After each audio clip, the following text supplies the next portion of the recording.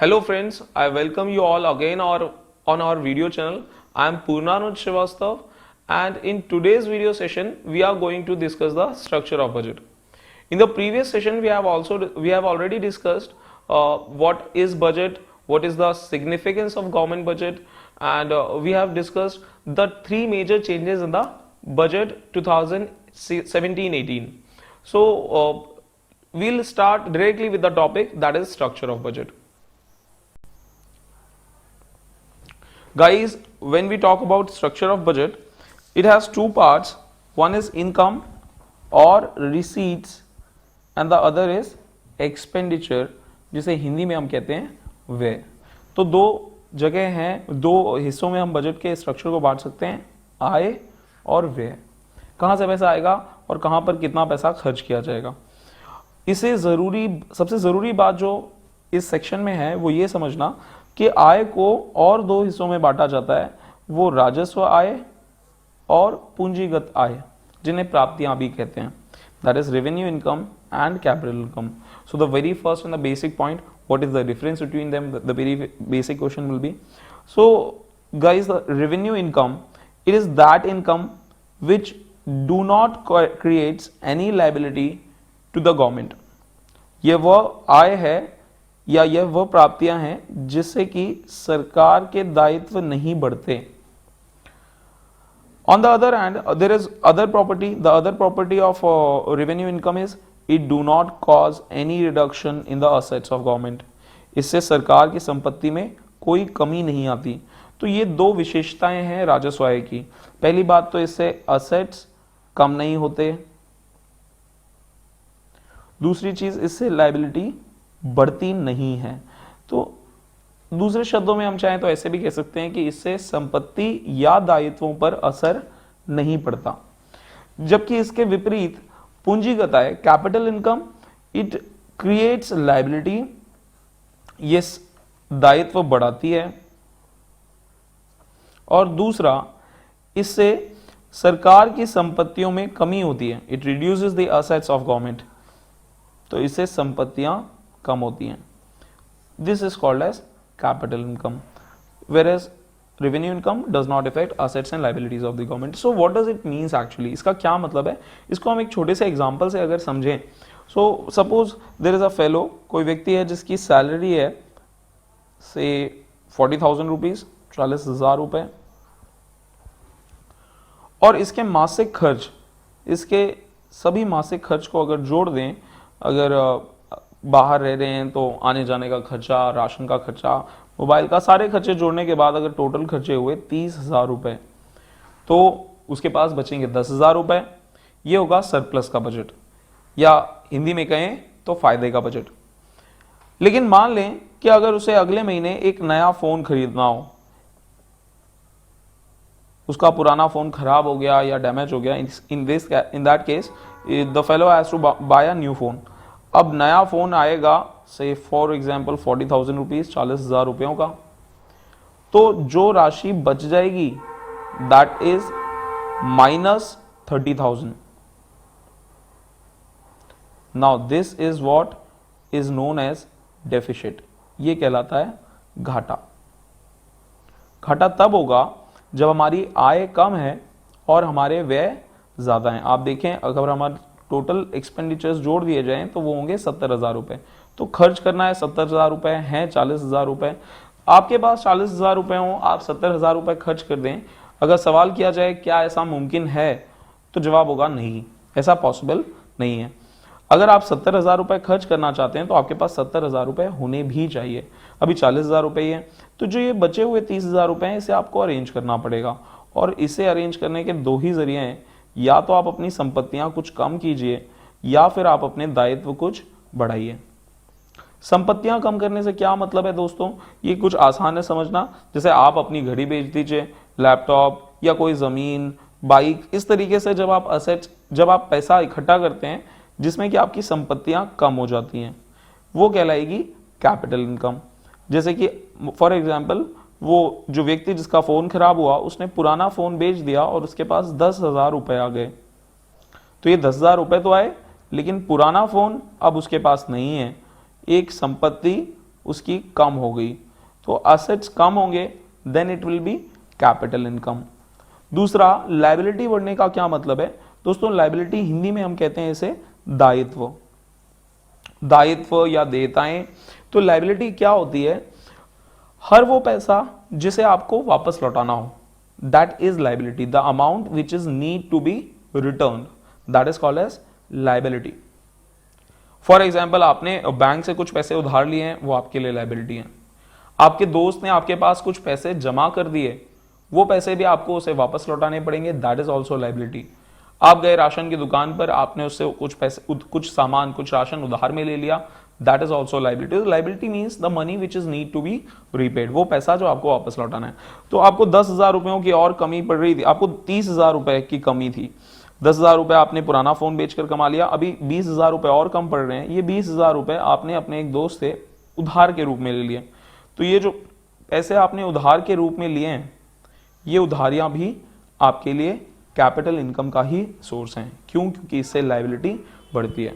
So friends, you might have now you have a better understanding what is called as capital income and what is called as revenue income. Revenue income that does not affect assets and liabilities, इससे संपत्ति दायित्व पर कोई असर नहीं पड़ता। Capital income जिससे कि असेट्स कम होते हैं या फिर लायबिलिटी बढ़ती है, जैसे कि संपत्तियां बेचने पर पैसा आए या फिर उधारियां लेने पर पैसा आए, तो वो कैपिटल इनकम का एग्जाम्पल है। रेवेन्यू इनकम का एग्जाम्पल, इसका एग्जाम्पल था आपकी सैलरी। दोस्तों, सैलरी आपने किसी से उधार नहीं ली, सैलरी वो पैसा नहीं है जिसे आपको वापस लौटाना पड़ेगा, ना ही सैलरी आपने कुछ संपत्तियां बेच के कमाया है। तो आपके लिए आपकी सैलरी रेवेन्यू इनकम का सोर्स है। या और इसके कुछ उदाहरण देखें तो अगर आपने अपना घर किराए पर दे दिया, तो जो पैसा आप रेंट के रूप में कमा रहे हैं, वो रेंट आपके लिए रेवेन्यू इनकम है, क्योंकि रेंट से आपका कोई एसेट कम नहीं हो रहा। हाँ, लेकिन अगर वही घर आप बेच दें, तब आपके पास जो पैसा आएगा वो होगी कैपिटल इनकम, क्योंकि उससे आपके असेट्स कम होंगे। अगर आप रास्ते में जा रहे हैं, आपको 1,000 रुपए का नोट, 2,000 रुपए का नोट पड़ा हुआ मिल जाए, then again it will be revenue income, because it does not affect assets and liabilities. आप अपने ग्रैंड पेरेंट्स के यहाँ गए, दादा दादी के यहाँ, नाना नानी के यहाँ, और वहां से आपको कुछ पैसे लौटते समय उन्होंने कुछ पैसे दे दिए, तो that will be again your revenue income. तो revenue which does not affect the assets and liability, capital जिससे कि असेट्स कम हो या लायबिलिटी बढ़े। So this is the difference of revenue and capital income. एक और डेफिनेशन दी होती है अक्सर बुक्स में, that is also quite correct. Revenue income it is usually recurring in nature. Revenue income अक्सर बार बार होती है। रीअकरिंग रिकरिंग वर्ड से बना है, रीअकरिंग वर्ड से बना है। री वर्ड का मतलब ही होता है अगेन, दोबारा, पुनः। अकरिंग मतलब होना, तो वो आय जो बार बार होती है, जैसे सैलरी। आप जब तक काम करेंगे हर महीने आपको सैलरी मिलेगी, that is revenue income. Rent, जब तक किराएदार आपके यहाँ रहेंगे तब तक आपको हर महीने रेंट मिलेगा, दैट इज रेवेन्यू इनकम। तो वो इनकम जो एक सर्टेन टाइम पीरियड पर रिपीट हो रही है, बार बार हो रही है, that is revenue. Whereas capital, आपने कोई संपत्ति बेच दी, उससे जो पैसा आ गया, अब ये संपत्ति दोबारा कोई पैसा जनरेट नहीं करेगी, that is why it is capital. तो ये होती है एक बार होने वाली आय, this is once in a time, once in a while, whereas revenue income that is recurring in nature. So these are the two properties on the basis of which you can differentiate between revenue and capital income. राजस्व आय संपत्ति दायित्व पर असर नहीं डालती, और दूसरा ये रिकरिंग नेचर की होती है। कैपिटल इनकम ये संपत्तियां घटाती है, दायित्व बढ़ाती है, और ये एक बार होती है। So these are the two major differences, guys. Hopefully you have got the difference. Now we are moving towards the receipt section. As you know, there are two parts of budget. One is receipts, the other is expenditure. First we'll discuss the receipts parts. कहाँ से पैसे सरकार के पास आते हैं, जैसे कि हम पहले ही डिस्कस कर चुके हैं, revenue and capital, there are two parts. तो राजस्व प्राप्तियां संपत्ति और दायित्व को असर नहीं डालेंगे, जैसे कि सरकार के लिए टैक्स। सरकार जो हमसे टैक्स लेती है, ये टैक्स किसी उधार के रूप में नहीं लिया गया, सरकार को ये टैक्स वापस लौटाने की जरूरत नहीं है। तो जितने भी टैक्स हैं, वो चाहे डायरेक्ट हो या indirect, they all are revenue income. अच्छा, एक और जो सवाल बनता है, what are direct taxes, what are indirect taxes, in a better way how you can differentiate between them on the basis of transferability. सबसे बढ़िया तरीके से जो आप अंतर बता सकते हैं डायरेक्ट इनडायरेक्ट टैक्सेस के बीच, वो जो प्रॉपर्टी है वो विशेषता है हस्तांतरण। वो कर जो ट्रांसफरेबल हैं,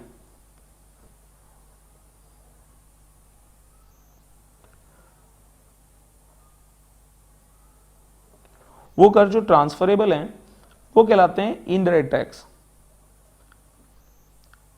यानी वो कर जो हस्तांतरित हो सकते हैं।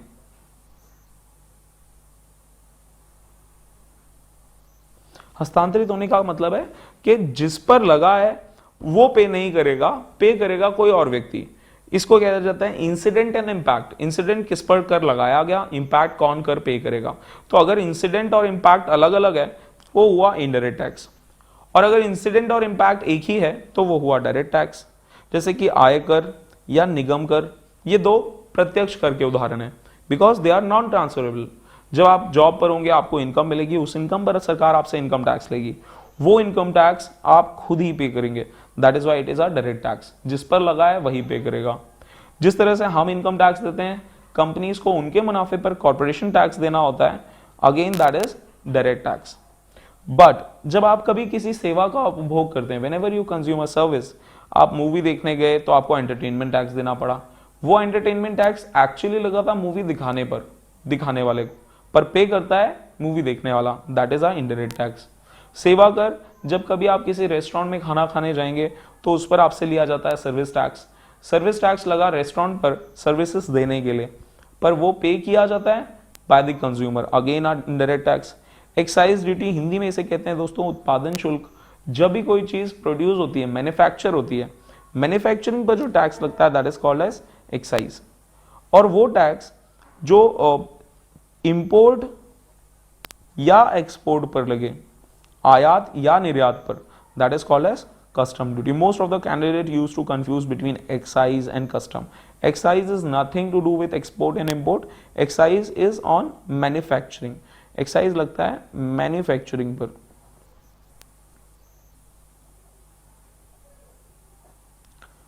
उत्पादन पर जो लगता है दैट इज एक्साइज, और जो इंपोर्ट एक्सपोर्ट पे लगता है दैट इज कस्टम्स। तो ये जितने भी टैक्स हैं, अब सरकार ने कहा कि भाई हम जीएसटी ले आए, तो जीएसटी के बारे में भी हम एक वीडियो सेशन में डिस्कस करेंगे डिटेल में कि किस तरह के क्वेश्चंस आ सकते हैं।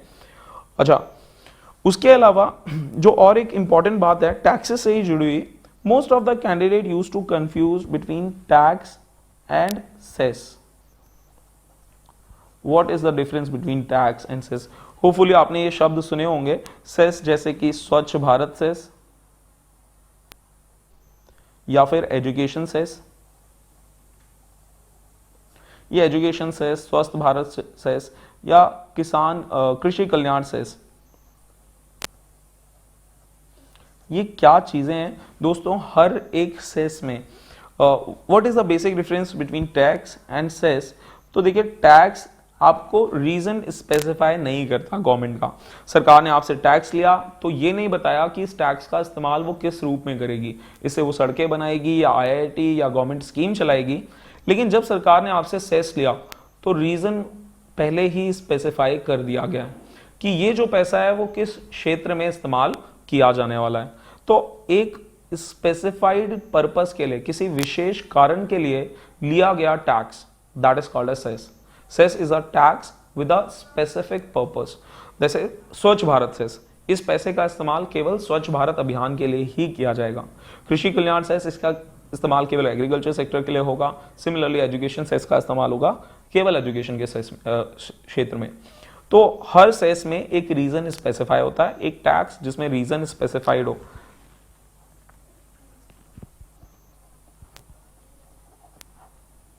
सो a tax with a specified reason, reason के साथ लिया तो cess, without a reason, or you can say when the reason is not specified then it is tax. तो बहुत सारे लोग ये कहते हैं कि टैक्स पर टैक्स लगना that is called as cess. ऐसा जरूरी नहीं है दोस्तों, सेस टैक्स पर भी लग सकता है प्लस सेस वैल्यू पर भी लग सकता है। क्या मतलब है इस बात का? तो इसको हम एक उदाहरण से समझते हैं। मान लीजिए कोई चीज आपने 100 रुपए की खरीदी और इस पर टैक्स है से 12%, जैसे कि सर्विस टैक्स था भी। तो इस पर इसकी वैल्यू हो जाएगी 112 रुपीज। अब पहले जो जो एजुकेशन सेस लगता था, that was imposed on this tax, वो इस टैक्स पर लगता था। That means the education cess was 3%, 3% of 12%, so that forms 0.36%। तो टोटल वैल्यू जो हो जाती थी that becomes 12.36%, with this 12% was service tax and this 36%, 0.36% is because of education cess। तो ये उदाहरण है जहां पर सेस टैक्स पर लगा।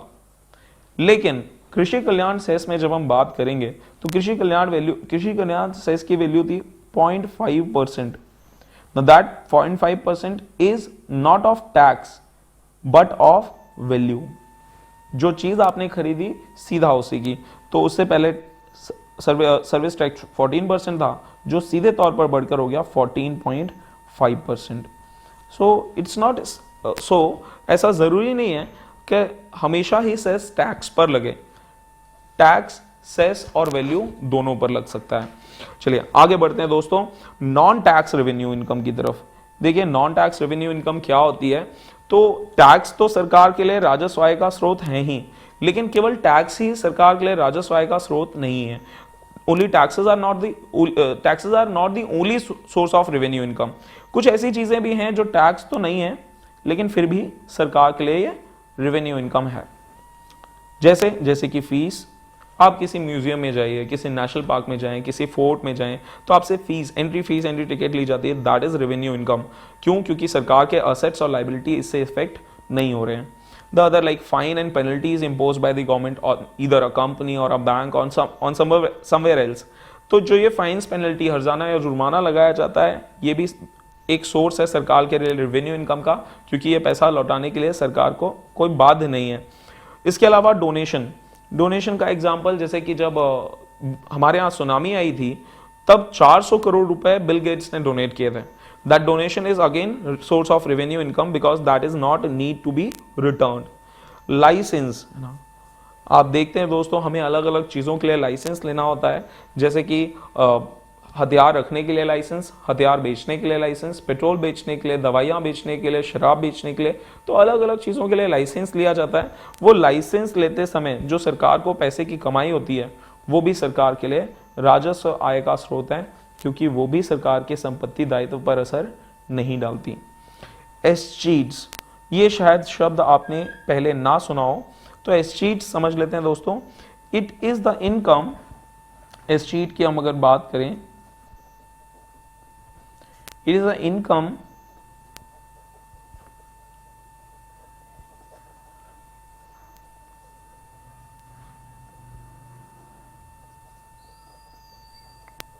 थ्रू अनक्लेम्ड प्रॉपर्टी, या हिंदी में कहें तो बेनामी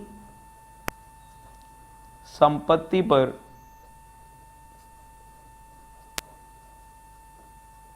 होने वाली आय। अब आप शायद समझ भी गए हो कि मान लीजिए कोई व्यक्ति है जिसका कोई वारिस नहीं है, और अगर उसकी मृत्यु हो जाए, तो जब उसकी मृत्यु हो जाएगी तो उसकी सारी संपत्ति सरकार द्वारा ले ली जाएगी। इस केस में उस संपत्ति से सरकार को जो आय होगी वो भी सरकार के लिए राजस्व आय का स्रोत है, उसे कहा जाता है एस्चीट्स, इनकम थ्रू अनक्लेम्ड प्रॉपर्टी, बेनामी संपत्ति पर होने वाली आय। इसके अलावा एक और बड़ा स्रोत है income through PSUs, where PSU stands for public sector undertakings, Hindi में कहें तो सार्वजनिक क्षेत्र के उपक्रम। देखिए दोस्तों, जहां कहीं शब्द आ जाए पब्लिक सेक्टर या हिंदी में सार्वजनिक क्षेत्र, इसका सीधा मतलब है सरकारी उपक्रम। जो भी ये सरकारी फैक्ट्रियां, कंपनियां, बैंक या इसके अलावा भी और बहुत उदाहरण इनके आप जानते हैं। स्पेशली सरकारी कंपनियों में आपने बीएसएनएल, ऑयल इंडिया लिमिटेड, कोल इंडिया लिमिटेड, ओएनजीसी, सेल, भेल, गेल, तमाम कंपनियों के नाम सुने होंगे। तो ये कंपनियां जब सरकार को पैसा कमा के देती हैं, that is the source of revenue income. Hindi में इसे कहते हैं सार्वजनिक क्षेत्र। सरकारी बैंक जैसे कि एसबीआई, पीएनबी, ये सब जो पैसा कमा के सरकार को देंगे, या फिर कंपनियां जैसे कि एलआईसी, न्यू इंडिया इंश्योरेंस, ये सब भी सरकारी कंपनियां हैं। तो ये सब जो पैसा कमा के सरकार को देती हैं वो भी सरकार के लिए राजस्व आय का स्रोत है। ये उदाहरण बिल्कुल उसी तरह से है जैसे अगर आप जॉब लगने के बाद अपने पेरेंट्स को हर महीने कुछ पैसे दें, हर महीने कुछ राशि दें, तो आपके पेरेंट्स के लिए वो पैसा राजस्व आय का स्रोत है। ये पीएसयूज सरकार के लिए बच्चों की तरह हैं जिन्हें सरकार ने ही पैसा लगा करके बनाया था। अब ये जो पैसा कमा के सरकार को देंगे, that is the source of revenue income. So this is the part of revenue income that we have discussed till now. Now we are moving to the next section, that is capital income, capital receipts. अच्छा, capital receipts जैसे कि property बात की भी थी, ये संपत्तियां घटाती हैं या फिर दायित्व को बढ़ाती हैं। अब पहले हम बात करें दायित्व बढ़ेंगे कब, जब आप उधार लेंगे। उधार का मतलब होता है दायित्व, तो जितना ज्यादा उधार होगा उतना ज्यादा दायित्व है, क्योंकि यहां पर दायित्व का सीधा मतलब उधारियां हैं। तो जितनी भी उधारियां हैं, बोरविंग्स एंड द अदर लाइबिलिटीज, उधारियां तथा अन्य दायित्व, चाहे वो जिस भी स्रोत से हो, चाहे वो आईएमएफ हो, वर्ल्ड बैंक हो, एशियन डेवलपमेंट बैंक या जापान, अमेरिका, अलग अलग स्रोतों से हम पैसे उधार लेते हैं, सरकार पैसे उधार लेती है। तो जो पैसा सरकार द्वारा उधार के रूप में लिया गया है वो सरकार के लिए पूंजीगत आय का स्रोत है। क्यों? क्योंकि वो उसकी संपत्तियां घटाता है और दायित्व बढ़ाता है। The other is provident fund. Provident fund Hindi में कहते हैं भविष्य निधि, शॉर्ट में कहते हैं PF. This word is also you people are aware of. PF, जब कभी आप जॉब पर होंगे तो आपकी सैलरी का एक निश्चित प्रतिशत हिस्सा सरकार द्वारा रख लिया जाएगा। ये पैसा आपको भविष्य में आपकी जरूरतों पर दिया जाएगा कुछ हिस्सा, बाकी का हिस्सा आप रिटायरमेंट के बाद ले सकते हैं। तो ये पैसा जो आपसे सरकार ने प्रोविडेंट फंड के रूप में लिया है, ये पैसे सरकार आपको वापस लौटाने वाली है। और चूंकि सरकार को पैसा वापस लौटाना है, इसीलिए उसके लिए यह पैसा भी दायित्व है। इसी तरह से किसान विकास पत्र, national saving certificate, Sukanya Samriddhi योजना, अटल पेंशन स्कीम, ये सभी वो उदाहरण हैं जहां पर सरकार पब्लिक से पैसा लेती तो है, लेकिन ये पैसे पब्लिक को वापस लौटाने भी पड़ते हैं, और पैसे लौटाने पड़ेंगे, इसलिए ये पैसा दायित्व है। That is all the source of capital income. Friends, a very important source of capital income is disinvestment, या हिंदी में विनिवेश। डिसइन्वेस्टमेंट, जब सरकार किसी सरकारी कंपनी में अपने कुछ हिस्से बेचती है तो उसे कहा जाता है डिसइन्वेस्टमेंट, या इसको डिफाइन भी अगर किया जाए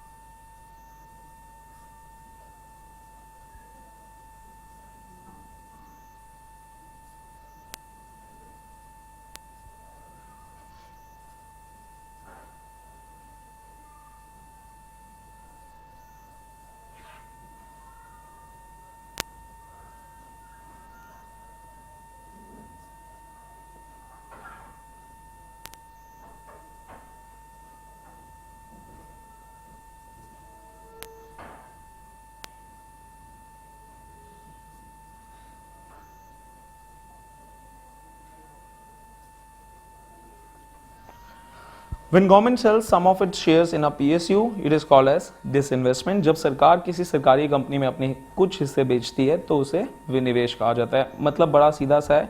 आप सभी ने सुना है about BSNL। BSNL is a government entity. हम मान लेते हैं कि BSNL में सरकार के हिस्से हैं 80%, ऐसा हम मान के चलें। अब अगर सरकार को पैसों की जरूरत पड़ी तो सरकार ने इसके 10% हिस्से, मान लीजिए 10% हिस्से लोगों को बेच दिए, पब्लिक में बेच दिए। ये जब 10% हिस्से पब्लिक में बेचे जाएंगे तो सरकार की हिस्सेदारी घटकर हो जाएगी 70%। इस 10% शेयर बेचने से मान लीजिए सरकार के पास कुछ 2000 करोड़ रुपए आ गए, तो सरकार के पास पैसे आए तो, लेकिन उसकी संपत्ति कम हुई क्योंकि उसके हिस्से कम हुए। तो ऐसा करके जब सरकार पैसा इकट्ठा करती है तब उसे कहा जाता है विनिवेश। ये सरकार के लिए एक सोर्स ऑफ इनकम तो है, लेकिन ये एक ऐसा सोर्स ऑफ इनकम है जिससे सरकार बहुत ज़्यादा पैसा इकट्ठा नहीं कर सकती, क्योंकि अगर बहुत ज़्यादा हिस्से बेचे जाएंगे तो एक कंपनी प्राइवेटाइजेशन की तरफ आगे बढ़ेगी। तो विनिवेश भी एक सोर्स है सरकार के लिए, सोर्स ऑफ कैपिटल इनकम का। इसके अलावा रिकवरी ऑफ लोन्स, दोस्तों ये भी एक बहुत इंपॉर्टेंट पॉइंट है। जिसे आप इस तरीके से समझ सकते हैं कि रिकवरी ऑफ लोन्स का मतलब क्या है। जब आप किसी को उधार दें, फॉर एग्जाम्पल आपने अपने दोस्त को 10,000 रुपए उधार के रूप में दिए हैं, you have lend 10,000 rupees to your friend. In that case this 10,000 rupees is liability for your friend. अगर आपने पैसा उधार दिया है तो जिसने उधार लिया है उसको ये पैसे लौटाने पड़ेंगे, इसलिए ये पैसा उस व्यक्ति के लिए हुआ लाइबिलिटी। लेकिन यही 10,000 रुपए आपके लिए हुआ असेट, संपत्ति। मतलब कहने का बड़ा सीधा है दोस्तों कि अगर उधार दिया गया है तो वो आपके लिए, उधार देना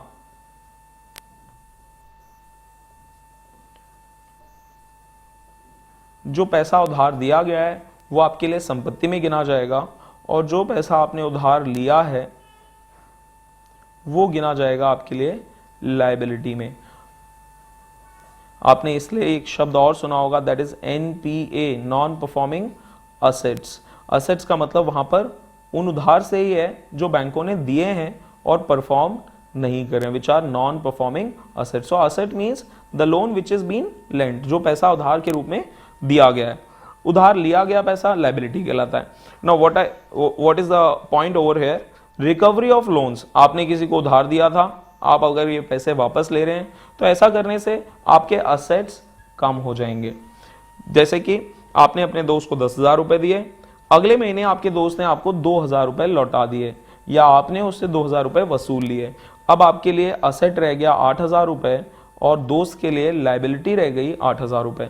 तो जैसे जैसे आप लोन्स वापस लेते जाएंगे आपके असेट्स कम होते जाएंगे, क्योंकि दिया गया उधार आपके लिए असेट होता है। So this is what the receipts part of the structure. Now we will quickly move toward the expenditure part.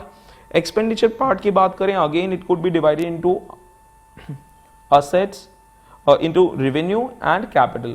Revenue carries the same property, it does not affect the assets and liabilities of the government. Capital, that is assets will increase and liability will decrease. Mind it friends, the arrow will get interchanged. The arrow in which in case of capital income में हम लोगों ने पढ़ा था कि assets कम होते हैं, liability बढ़ती है। कैपिटल एक्सपेंडिचर में assets बढ़ेंगे, संपत्तियां बढ़ेंगी और दायित्व कम हो जाएंगे, तब आपके पास से पैसा जा रहा है। बड़ी सीधी सी बात है, आपके पास पैसा आया तो आपकी कुछ संपत्ति कम होनी चाहिए, लेकिन अगर आपने पैसा लगाया तो आपकी संपत्तियां बढ़नी चाहिए। अच्छा, शुरुआत हम कैपिटल एक्सपेंडिचर से ही कर लेते हैं, because it is easy to understand. जो आपने कैपिटल इनकम में पढ़ा था, हमें उसको बिल्कुल रिवर्स कर देना है। कैपिटल इनकम से कंपेयर भी करा लेते हैं, तो एरो यहां पर बदल गए है ना। अब इसको जो हमने यहां पढ़ा था, इसको जस्ट आपको रिवर्स कर देना है। रिवर्स कैसे करेंगे आप, यहां उधार लिया गया था, बोरोइंग्स हैव बीन टेकन, आपने उधार लिया था, ये आपके लिए कैपिटल इनकम थी, कैपिटल रिसीट्स थी। लेकिन अगर आप किसी को उधार देंगे तो वो आपके लिए होगा capital expenditure. So loans to the state governments, union territory governments और पब्लिक एंटरप्राइजेस और एनीवेयर एल्स, है ना। अगर हमारी केंद्र सरकार, भारत सरकार किसी राज्य सरकार को, किसी केंद्र शासित प्रदेश को या किसी सरकारी कंपनी में, या इसका अलावा भी भूटान, नेपाल, बांग्लादेश जैसे देशों को अगर उधार दे रही है, तो वो जो पैसा उधार दिया गया है उससे वो कैपिटल इनकम, कैपिटल एक्सपेंडिचर है। और वो कैपिटल एक्सपेंडिचर क्यों है दोस्तों, वो भी जस्ट अभी बताया था कि उधार देने से संपत्तियां बढ़ती हैं, क्योंकि दिया गया उधार संपत्ति के रूप में गिना जाता है। So as much lending the government do, the assets of the government will increase. So loans which are provided by the central government to the state governments or public enterprises, that comes under capital expenditure. और the repayment of loans, दोस्तों उधार लिया गया है तो उधार लौटाना भी पड़ेगा। जब उधार लौटाएंगे तो वो होगा कैपिटल एक्सपेंडिचर। क्यों? क्योंकि इससे आपकी लाइबिलिटी कम हो जाएंगी। जो एग्जाम्पल हमने लिया था, बस उस एग्जाम्पल में आप अपने दोस्त की जगह अपने आप को मान लें। आपने 10,000 रुपये अपने दोस्त से उधार लिए हैं, ये 10,000 रुपये आपके लिए लाइबिलिटी है। अब अगर अगले महीने आप इसमें से 2,000 रुपये उसे लौटा दें तो अब आपकी लाइबिलिटी रह गई 8,000 रुपये। तो जैसे जैसे आप ये पैसा वापस लौटाते जाएंगे, वैसे वैसे आपके रीपेमेंट ऑफ लोन्स जब आप करेंगे, वैसे वैसे आपकी लाइबिलिटी कम होती जाएगी। और लाइबिलिटी कम होना, that means it is capital expenditure. New investments we have seen in the previous part, that is disinvestment, विनिवेश, सरकारी कंपनियों के शेयर बेचे जाते हैं, वो होता है विनिवेश। तो अगर सरकार कोई नई कंपनी या नया बैंक या नई इंश्योरेंस कंपनी खोलती है तो वहां जो पैसे लगे हैं वो कैपिटल एक्सपेंडिचर में आएंगे, क्योंकि इससे फिर से सरकार की संपत्तियां बढ़ रही हैं। तो this is what the capital expenditure part. Now will move towards the revenue expenditure. Revenue expenditure की बात करें तो इससे एसेट्स और लायबिलिटी इफेक्ट नहीं होने चाहिए, जैसे कि salaries, pensions, subsidies, scholarship etcetera. सरकार ये पैसा जब दे देती है तो ये पैसे कभी उसे वापस नहीं मिलते, तो ये सारा का सारा पैसा सरकार के लिए राजस्व व्यय है। और the government schemes, plans, like in the last year, in the budget 2017-18,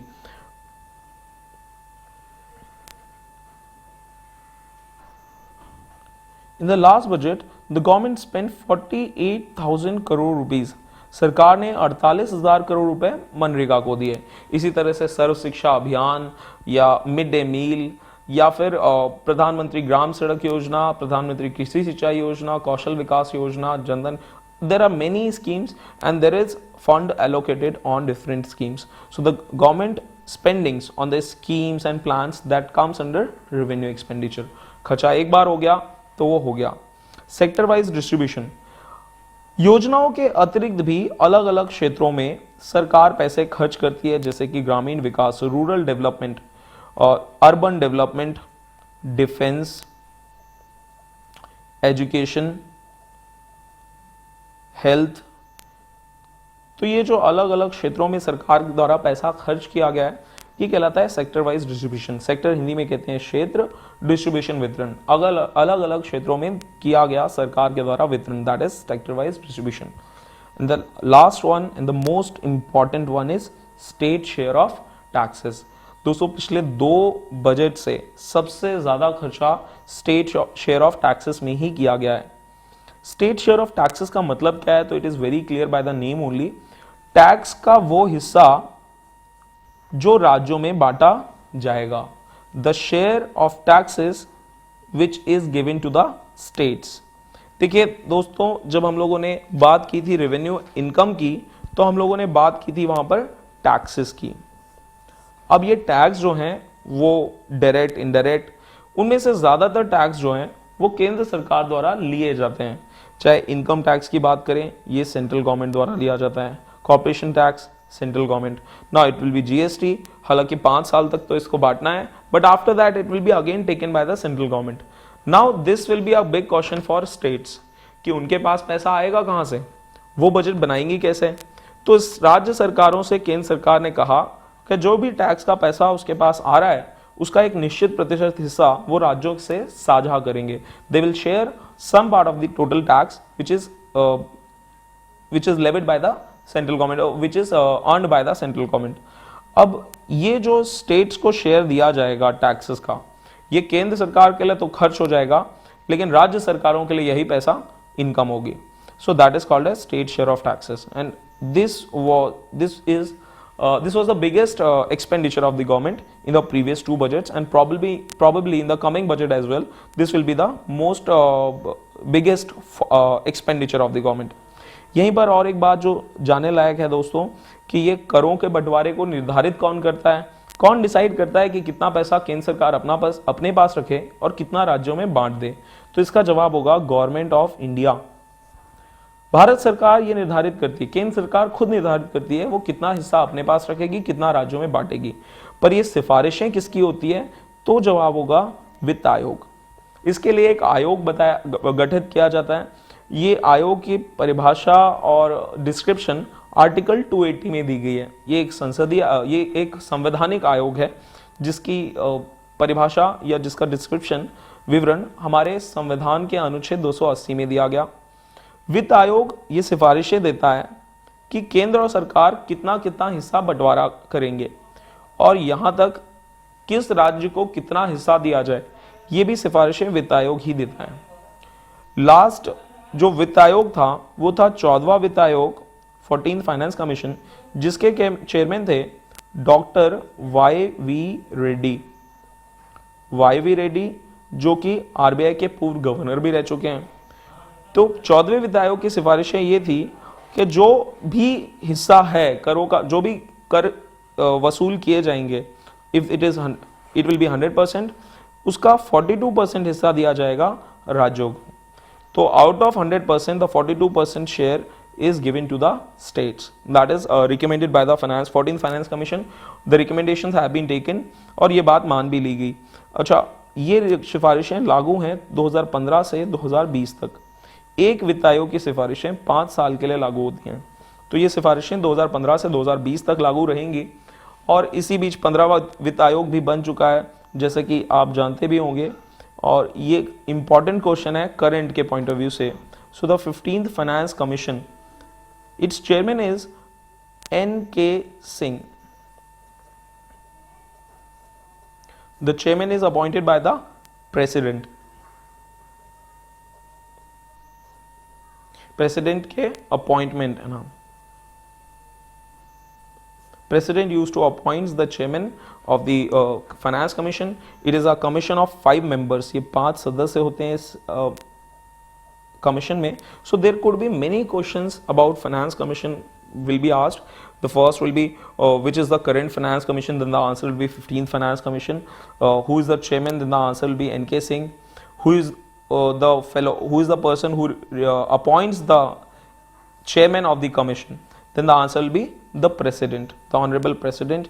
He used to appoint the chairman of the committee. कितने समय के लिए सिफारिशें लागू होती हैं, for how much time the recommendations of finance commission will be implemented, then our answer will be for 5 years, and the time period could be asked, and what is the current share of states in the recommendations. So this type of questions could be asked in the in your exams. That's it guys in the today's video session. In the next video session we are going to discuss the types of budget, what is balanced budget, what is unbalanced budget, what is the significance of zero based budgeting, what are the types of deficit, revenue deficit, fiscal deficit. Also we'll discuss the highlights of the current budget, that is the budget 2018-19. So thank you guys. Hopefully you will have liked the video, and if you have liked the video, then let us know in the comment section. Share this video with your friends, and very much thank you once again for your love and support.